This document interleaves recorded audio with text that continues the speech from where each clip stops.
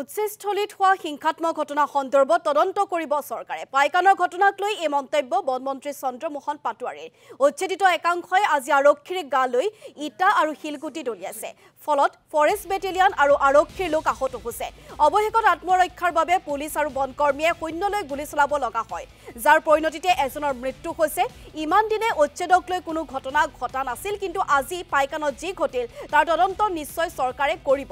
ইফালে বনমন্ত্ৰীৰ স্পষ্ট ঘোষণা, উচ্ছেদৰ বিৰুদ্ধে প্ৰতিবাদ যিসকলে কৰিছে কৰি থাকক, কিন্তু বনভূমিত উচ্ছেদ চলিবই।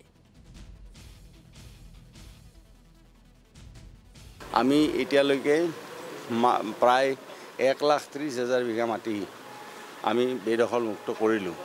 যিখিনি মাটি এতিয়া আমি মুকলি কৰিলোঁ, হাৰিয়ানা ষ্টেটখন যিমান ডাঙৰ তাতকৈ 1.5 গুণ মাটি আজিৰ দিনটোত আমি মুকলি কৰিলোঁ।